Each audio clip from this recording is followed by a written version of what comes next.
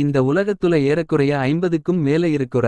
தமிழ்ல கடல் அப்படின்னு பொருள்படுற ஓசன் அப்புறம் சி அப்படிங்கிற ரெண்டு பேர்லயும் அழைக்கப்படுது. அப்படி இருக்கும்போது இந்த ரெண்டுக்கும் என்ன வித்தியாசம் அப்படிங்கிறத பத்தியும் இந்த உலகத்துல பெருங்கடல்களுக்கு அப்புறமா இருக்குற மிகப்பெரிய 5 கடல்களை பத்தியும் தான் இந்த வீடியோவுல பார்க்கலாம்.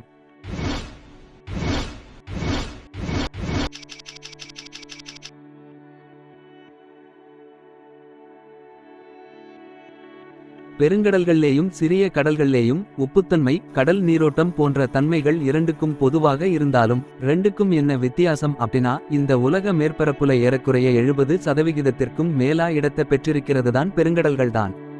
ஆனா கடல் அப்படிங்கிறது ஒரு புறம் நிலத்தை எல்லையாவும் இல்லேன்னா எல்லா பக்கமும் நிலத்தாலேயும் கூட சூழந்ததாவும் கொண்டிருக்கிறது மட்டுமில்லாம ஆழத்தையும் அளவையும் ஒப்பிடும்போது ஓசனை விடவும் ரொம்ப ரொம்ப சின்னதா இருக்கும்.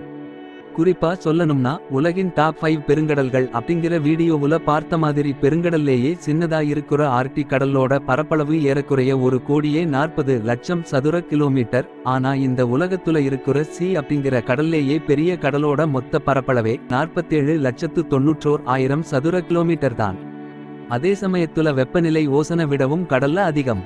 சில கடல்கள் பெருங்கடல்களோட ஒரு பகுதியாவும் இணைஞ்சி இருக்குது. இதுவரைக்கும் அரபிக்கடல் கருங்கடல் காஸ்பியன் கடல் செங்கடல் அப்படின்னு இந்த உலகத்துல ஏறக்குறைய 50க்கும் மேற்பட்ட கடல்கள் அடையாளம் காணப்பட்டிருக்குது. அப்படிங்கிற கடல் அப்படின்னு வரையறுக்கப்பட்டிருக்கிறதுலேயே இந்த உலகத்திலேயே 5 பெரிய கடல்களை பத்தி தான் இந்த வீடியோவுல பார்க்க போறோம். வாங்க பார்க்கலாம்.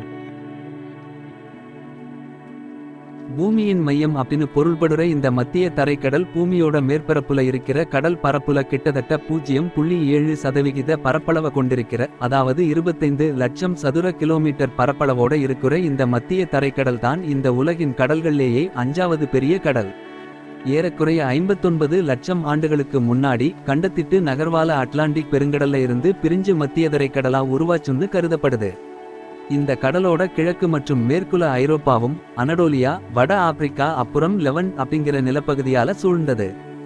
இது Spain France Monaco Italy Malta Slovenia Croatia Bosnia Herzegovina Montenegro Albania Greece Turkey Cyprus Syria Lebanon Israel பாலஸ்தீனம் எகிப்து லிபியா துனிசியா அல்ஜீரியா மற்றும் மொராக்கோ அப்படின்னு மொத்தம் 22 நாடுகளை இந்த மத்திய தரைக்கடல் தன்னோட எல்லையா கொண்டிருக்குது. சராசரியா 4920 அடி ஆழம் இருக்கிற இந்த கடலோட 17,280 அடி ஆழத்தோட இருக்கிற கலிப்சோ டிப் அப்படிங்கிற புள்ளிதான் இந்த கடல்லேயே ரொம்பவும் ஆழமான பகுதியாகும். இந்த மத்திய தரைக்கடலோட ஒரு பகுதி ஜிப்ரால்டர் நீர்ச்சந்தி அப்படிங்கிற ஒரு குறுகிற நீர்வழி மூலம் அட்லாண்டிக் பெருங்கடலோட இணையுது. இந்த மத்திய தரைக்கடல்ல எரிமலை வெடிப்புனால பல தீவுகள் உருவாயிருக்குது. இதுல 2 பெரிய தீவுகளான சிசிலி மற்றும் சார்டினியா உள்ளிட்ட ஏறக்குறைய 3000த்திற்கும் மேற்பட்ட தீவுகள் இந்த கடல்ல இருக்குது. 712 வகையான மீன்கள் உட்பட ஏறக்குறைய 17,000த்திற்கும் மேற்பட்ட கடல்வாழ் உயிரினங்களுக்கு வாழ்விடமாய் இந்த மத்திய தரைக்கடல் திகழுது. மட்டுமில்லாம இந்த மத்திய தரைக்கடல் தீவுகள்லேயே ஏறக்குறைய 1.5 கோடி மக்கள் வாழ்றாங்க. மேற்கு அட்லாண்டிக் பெருங்கடலோட ஒரு பகுதிதான் இந்த கரீபியன் கடல். இது ஏறக்குறைய 27,54,000 சதுர கிலோமீட்டர் பரப்பளவோட இருக்கிற இந்த கரீபியன் கடல் தான் இந்த உலகத்துல 4வது பெரிய கடலா திகழுது. உலகத்துல இருக்கிற 14% திட்டுக்களை கொண்ட இந்த கரீபியன் கடல் ஏறக்குறைய 16 கோடி முதல் 18 கோடி ஆண்டுகளுக்கு முன்னாடி உருவாச்சுன்னு கருதப்படுது.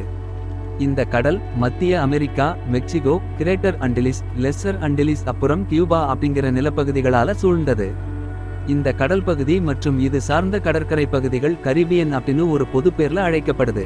சராசரியா 7200 அடி ஆழம் இருக்கிற இந்த கடலோட 25,216 அடி ஆழத்தோட இருக்கிற கேமன் ட்ரோ அதாவது கேமன் தொட்டி அப்படிங்கிற புள்ளிதான் இந்த கடல்லேயே ரொம்பவும் ஆழமான பகுதியாகும். கிறிஸ்டோபர் கொலம்பஸ் அவர்களால இந்த கரீபியன் கடல் உலகளவும் ஒரு பெரிய பேசு பொருளா இருந்துச்சு. மட்டுமில்லாம வளமான வணிக போக்குவரத்து இந்த கடல்ல நடந்ததால 1560கள்ல ரொம்பவும் அதிகமான பைரேட்ஸ் அப்படிங்கிற கடற்கொள்ளையர்களால முழுமையா ஆக்கிரமிக்கப்பட்டிருந்துச்சு.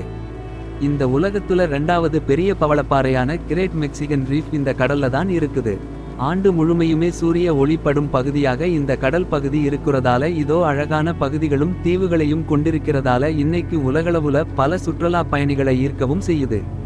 39 நாடுகள் மற்றும் பல பிரதேசங்களிலிருந்து குறைந்த பட்சம் 11,5 கோடி மக்களுக்கான உணவு மற்றும் வாழ்வாதாரத்திற்கு அடிப்படையாய் இருக்கிற இந்த கரீபியன் கடல் ஏறக்குறைய 22 தீவுகள் உட்பட 7,000த்துக்கும் மேற்பட்ட தீவுகளும் மற்றும் பல கடலோர சதுப்பு நிலங்களோட இருக்கிற இது பல வகையான மீன்கள் மற்றும் 1,400க்கும் மேற்பட்ட கடற்பாலூட்டிகளுக்கும் மற்றும் உள்பட 12,000த்துக்கும் மேற்பட்ட கடல்வாழ் உயிரினங்களுக்கு வாழ்விடமாய் இந்த கரீபியன் கடல் திகழுது. தெற்கு சீனா, இந்தோசீனா தீபகற்பம், மலேசியா, தைவான், பிலிப்பைன்ஸ் மற்றும் இன்னும் பல தீவுகளுக்கு இடையே அமைஞ்சதுதான் இந்த தென்சீன கடல்.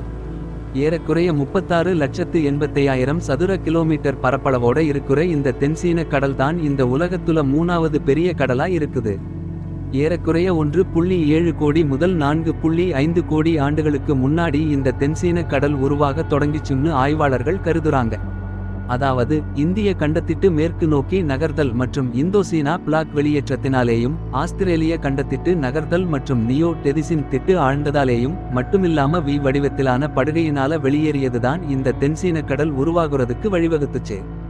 சராசரியா 3,975 அடி ஆழம் இருக்கிற இந்த கடலோட 16,456 அடி ஆழத்தோட இருக்கிற சவுத் சீனா பேஷின் அப்படிங்கிற தென்சீன கடல் படுகை அப்படிங்கிற புள்ளிதான் இந்த கடல்லேயே ரொம்பவும் ஆழமான பகுதியாகும். ஹாங்காங், சிங்கப்பூர் மற்றும் தெற்கு தைவானில் உள்ள காக்சியங் போன்ற முக்கிய துறைமுகங்கள் இந்த கடல்ல தான் அமைஞ்சிருக்குது.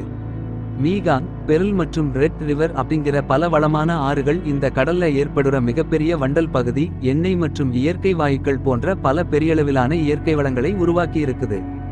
இன்னைக்கு இந்த உலகத்துல நடந்துட்டிருக்கிற கப்பல் போக்குவரத்தில் ஏறக்குறைய 33.3% கடல் வழித்தங்கள் கொண்டிருக்கிறது தான் இந்த தென்சீன கடல்ல ஏறக்குறைய 200க்கும் மேற்பட்ட தீவுகளை கொண்டிருக்குது.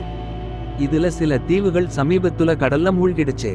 ஏறக்குறைய 3,000த்திற்கும் மேற்பட்ட மீன் இனங்களையும் 600க்கும் மேற்பட்ட வகையான பவளப்பாறைகளின் தாயகமாவும் இந்த தென்சீன கடல் விளங்குது அப்படிங்கிறது குறிப்பிடத்தக்கது. அரேபியன் சீ அப்படின்னு அழைக்கப்படுற இந்த அரபிக்கடல் தான் ஏறக்குறைய 38,62,000 சதுர கிலோமீட்டர் பரப்பளவோட இருக்கிற உலகத்துல 2வது பெரிய கடலா இருக்குது. அரபிக்கடல் அப்படிங்கிற பேர்ல மட்டுமில்லாம அக்சர் கடல், பச்சை கடல், மக்ரான் கடல், எரித்ரேயன் கடல், ஓமன் கடல், இந்திய கடல், சிந்து சாகர், தர்யா அப்படிங்கிற பல பெயர்களாலும் அழைக்கப்படுது. ஏறக்குறைய 4.5 கோடி முதல் 6 கோடி ஆண்டுகளுக்கு முன்னாடி உருவாச்சுன்னு கருதப்படுது. வட இந்திய பெருங்கடலோட ஒரு பகுதியா இருக்கிற இந்த அரேபிய கடல் அரேபிய தீபகற்பம், இந்தியா, ஓடன் வளைகுடா, பாகிஸ்தான் மற்றும் ஈரான் அப்படிங்கிற நிலப்பரப்பை எல்லையா கொண்டு அமைஞ்சு செங்கடலுடன் இணைஞ்சிருக்குது. சராசரியா 8,969 அடி ஆழம் இருக்கிற இந்த கடலோட 19,028 அடி ஆழத்தோட இருக்கிற வீட்லி டிப் அப்படிங்கிற புள்ளிதான் இந்த கடல்லேயே ரொம்பவும் ஆழமான பகுதியாகும். பல துறைமுகங்களோட இருக்கிற இந்த அரேபிய கடல் பல வர்த்தக பாதைகளுக்கு இன்றியமையாத நீர்நிலையா திகழுது. லட்சத்தீவுகள், அஸ்தோலா தீவு, சோகோத்ரா மற்றும் மசியா உள்ளிட்ட பல தீவுகளுக்கு தாயகமா இருக்குது. திமிங்கலங்கள், சுறாக்கள், மத்திகள், சோக்கோரா, கடல் ஆமைகள் மற்றும் உள்ளிட்ட ஏறக்குறைய 1,769க்கும் மேற்பட்ட கடல் இனங்களுக்கு வாழ்விடமாய் இந்த அரபிக்கடல் விளங்குது.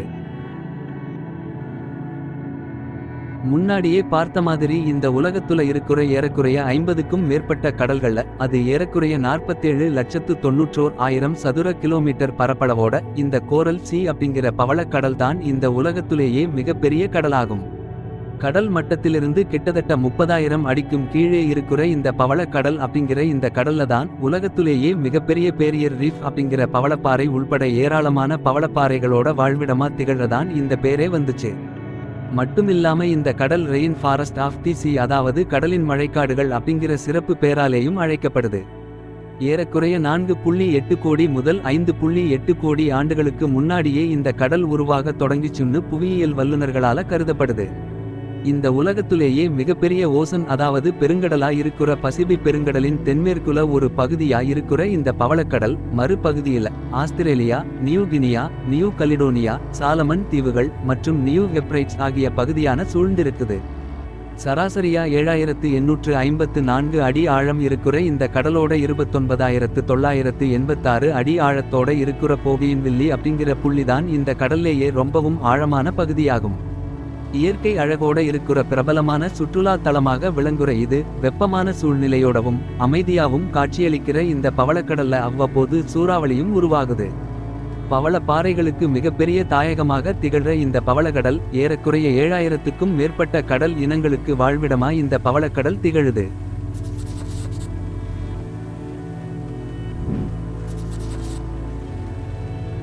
இந்த வீடியோவோட முதல் பாகமான உலகின் 5 மிகப்பெரிய பெருங்கடல்கள் அப்படிங்கிற வீடியோ போட்டிருக்கேன். பார்க்காதவங்க அதையும் பாருங்க. இந்த டாப் 10 சீரிஸ்ல இன்னும் பல வியக்கத்தக்க தகவல்களோட இன்னும் பல வீடியோக்கள் இந்த சீரிஸ்ல வரப்போகுது. இந்த உலகத்துல முதன்மையா இருக்கிற பல தகவல்களை அடுத்தடுத்த வர்ற வீடியோக்கள்ல பார்க்கலாம். உங்களுக்கு இந்த வீடியோ பிடிச்சிருந்தா ஒரு லைக் போடுங்க. அப்புறம் சேனலை சப்ஸ்கிரைப் செஞ்சு எங்களுக்கு ஆதரவு கொடுங்க.